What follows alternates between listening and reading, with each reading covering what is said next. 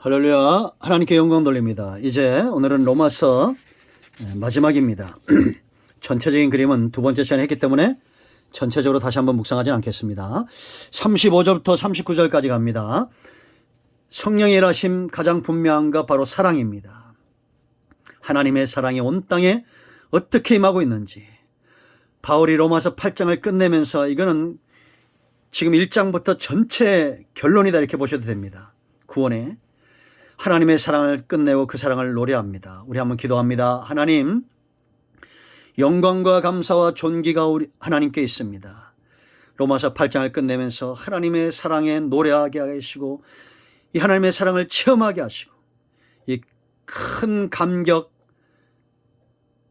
큰 사랑에 붙들린 바 되기를 원합니다. 종을 낮추시고 겸손하게 하시고 천하보다 귀한 영혼들에게 하나님의 선하신 뜻을 분명히 보이셔서 예수님의 이름으로 사모하며 축복하며 기도합니다. 아멘. 자, 여러분 35절부터 39절까지 읽으셨죠? 아마 여러분들 가운데 저는 확신하건대 동일한 성령의 역사이기 때문에 하나님의 사랑에 매인받고 교회를 사랑하고 하나님을 사랑하고 영혼을 사랑하는 많은 분들이 있을 거라는 확신이 있습니다. 큰 나무의 비전을 이루는 여러분 모두 하나님 나라의 비전을 이루는 모두를 축복합니다. 자, 여러분 바울이 이제 성령의 일하심과 이 구원의 완성을 마지막 결론 지으면서 그리스도 안에 있는 이 하나님의 사랑을 노래합니다. 우리가 이 하나님의 사랑이 어떤 것인가 그 특성을 이야기해야 돼요. 우리가 대한민국에 살면 많은 이야기를 하듯이 여러분들이 좋은 부모를 만나고 좋은 관계를 맺으면 친구 간에도 할 얘기가 얼마나 많습니까? 구원에 대해서 우리는 분명히 말할 수 있어야 되고 성령의 일하심에 대해서 우리는 분명히 말해야 되고 그런가 하면 하나님의 사랑에 대해서도 분명히 말해야 됩니다. 아들까지 주시는 분인데 이 하나님의 사랑에 대해서 우리가 모르고 있단 말이 안 되잖아요.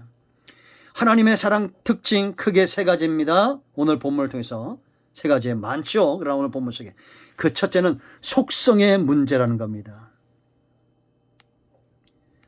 하나님은 속성 자체가 악하지 않다는 걸 여러분 아셔야 됩니다. 이게 분별이에요. 사랑도 있죠. 죄인도 악한 자들도 어떤 사랑의 모습을 보일 때가 있어요. 그러나 그 속성에서 나오죠.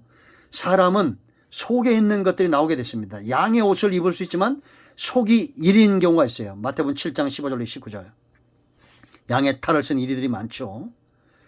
제가 참 두려워하는 말씀입니다. 사람은 그럴 수 있어요. 온전한 사랑이 없어요. 사람 가운데는. 우리가 지금 이 땅에서 성령 충만하다 할지라도 남아있는 육신적인 것들이 있잖아요.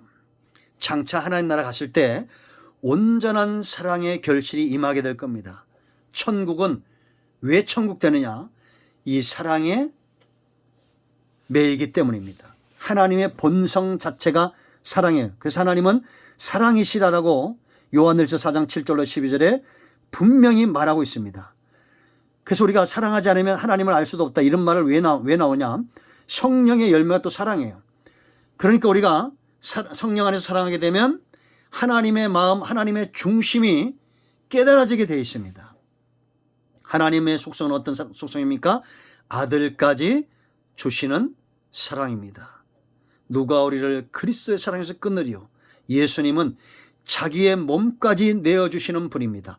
속성, 선하심이 그렇게 만드시는 거예요. 이해되셨죠? 그래서 사랑은 가장 중요한 것은 속성이다. 우리가 사람을 사귈 때도 그 사람의 본성을 보는 것이 굉장히 중요합니다. 여러분, 사기치는 자는 도둑질도 하고 도둑질하는 사람은 살인도 하는 겁니다. 그러니까 우리가 세상 사람들에게는 그래서 우리가 전도해야 될 이유가 거기 있는 겁니다. 우리가 예수 믿는다는 것은 그 순간 성령이 우리 안에 들어와서 속사람, 육성이 사라지고 성령의 소욕이 우리를 사로잡는다는 겁니다. 성령의 사람이 되는 거예요. 본성이 이제 변화되어지는 거예요. 영화로운 모습으로. 그러나 하나님은 온전히 선하시고 온전히 선하심 사랑스러운 분이다. 이렇게 보시면 돼요. 두 번째, 이 사랑의 특성이 있어요. 힘이 있어요.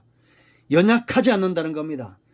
여기 보면 여러분 35절부터 39절까지 우리가 땅에서 만나는 영적이며 육신적이며 범사며 마음의 모든 재난과 대적들이 다 있어요. 그런데 이런 세상적인 힘들, 사단의 역사는 인간의 지식이나 인간의 능력으로 막아설 수가 없습니다. 사단은 그만큼 강력합니다. 그런가 하면 세상 재난 우리가 어떻게 우리 힘으로 막습니까? 아무리 과학과 문명이 발달돼도 질병 감당하지 못할 것들이 얼마나 많습니까? 그런데 그 모든 재난과 환난과 오늘 있을 일, 내일 있을 일까지도, 장래일까지도 어떤 것들도 하나님의 능력, 하나님의 사랑만큼 강력하지 않다라는 겁니다. 이 하나님의 사랑이 날 붙들었다는 것은 하나님의 사랑이 날 붙들었다는 거예요. 여러분, 우리가 출애굽기 5장부터 12장까지 모세가 하나님 앞에 소명을 받고 바로에게 가죠. 돌아올 때마다 어떻게 옵니까? 5장, 6장, 7장 읽어보면 모세가 하나님 앞에서 한탄하죠. 연약한 모습으로 나오는 거예요. 그때 하나님이 뭐라고 그랬어요? 6장 1절과 7장 1절 말씀 보면 내가 강한 손을 다하겠다. 너를 바로 앞에 신처럼 만들어 놓겠다는 겁니다. 그러니까 이게 우리가 속된 말로 말하면 그러니까 너 너무 그렇게 찌들려 살지 말고 너 너무 그렇게 쪼잔해 살지 말고 너 너무 이렇게 겁먹어 살지 말라는 겁니다. 그러지 않겠어요? 요즘 여러분 세상이 너무 악하다 보니까 길 가다가 사람들을 제대로 쳐다보지 못하는 지경이 되어져 버렸습니다. 그러나 여러분 당당하십시오. 성령의 능력이 나를 붙들고 있고 하나님의 사랑의 능력, 하나님의 오른손이 능력이 나를 붙들고 있으므로 이 힘을 끊어낼 그 어떤 것들도 없다라는 것입니다. 아멘. 사랑하면 그 사랑의 대상에게 힘을 쓰게 되어 있어요. 올인하게 되어 있습니다. 하나님이 아들까지 줬는데 그 어떤 것들도 우리를 줘서 우리를 붙들지 않겠습니까? 그러니까 여러분 우리가 좀 나쁜 말로 징징대거나 한숨 쉬거나 이러지 마세요. 왜? 하나님의 장중의 능력이 저와 여러분을 붙들고 있기 때문에 힘 대결에서 이기는 거예요. 세 번째, 승리의 싸움의 문제입니다. 넉넉히 이긴다라고 여러분 확신하시기 바랍니다. 37절 말씀 보세요 여러분. 그러나 이 모든 일에 우리를 사랑하신 이로 말미암아 뭐랬습니까? 우리가 넉넉히 이기느니라. 하나님은 성도를 통해서 하나님의 싸움을 승리하시기를 원하시는 분입니다. 하나님은 사망에 지지 않습니다. 하나님은 세상의 어떤 권세자들에게 지지 않습니다. 우리를 어떤 환경이나 질병에 지도록 내어버리지 않습니다. 지금까지 하나님은 승리하셨습니다. 그 승리의 도구가 누굽니까? 아브라함이었고 이삭이었고 야곱이었고 모세였고 여호수아였고 다니엘이었고 그들이 승리했기 때문에 히브리서 11장 믿음의 역사가 나타난 거예요. 믿음은 역사를 이루는 겁니다. 그러므로 여러분 하나님이 저와 여러분을 사랑하시면서 양육하고 사랑으로 키우는 이유는 어디 있느냐? 넉넉히 이기도록. 어떻게 얘기해요? 넉넉히 이기도록입니다. 우리를 사랑하시는 이로 말미암아 넉넉히 이긴다라는 겁니다. 그러니까 여러분 잘 분별해야 됩니다. 우리가 뭐 능력 받아서 이기고 우리가 뭐 이 문제 해결해서 이기고 아니에요. 하나님의 사랑으로 이기는 거예요. 그러니까 우리가 어여삐 봐야 됩니다. 우리를 찌르는 자 하나님 저들을 용서하시고 자기가 하는 일을 알지 못합니다. 스데반처럼 예수님처럼 기도해야 됩니다. 왜 우리가 눈만 뜨면 나라를 정죄하고 비난하는 사람들과 함께합니까? 그거는 우리가 연약하다는 겁니다. 약하다는 거예요. 당당하게 골리앗 앞에 다윗처럼 서서 야 찌질하게 사울왕이 숨어있냐? 여호와의 군대가 왜 이 모양이냐? 이러지 마시고 당당하게 하나님의 영광, 이스라엘 군대의 영광, 이스라엘을 향한 하나님의 사랑을 당당히 드러내는 저와 여러분 되시길 바랍니다. 오늘 세 가지입니다. 더 많지만 기억하시라고. 하나님의 속성의 문제예요. 그러니까 우리가 잘 살펴봐야 됩니다. 저 사람들이 정말 어떤 속성을 갖고 어떤 본성을 갖고 있는지. 이만희가 여러분 정말 그 사람이 하나님 같습니까? 이런 허접한 이단들에 넘어지지 마세요. 힘의 문제입니다. 지금까지 신천지 안상호 같은 수많은 이단들이 역사에 얼마나 많은지 아세요?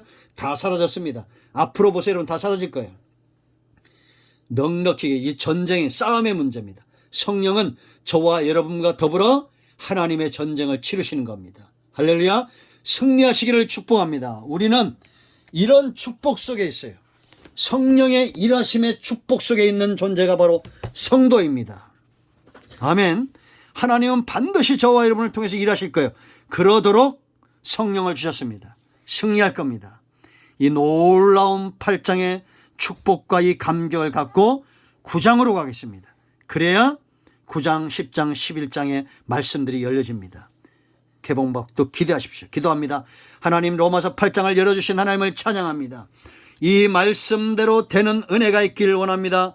하나님께는 영광이고 성령에 매이고 말씀에 매여있는 복음에 매인 저와 영상을 접하는 모든 성도들과 조국교회와 복음적인 교회들, 이곳에 있으며 땅끝에 있는 모든 성도들 복음 안에 승리하기로 하고 다시 한번 교회의 영광과 복음의 영광과 그리스도 십자가 구원의 역사와 성령의 나타남과 능력이 바로 정립되어지는, 바로 세워지는 은혜가 있게 하옵소서.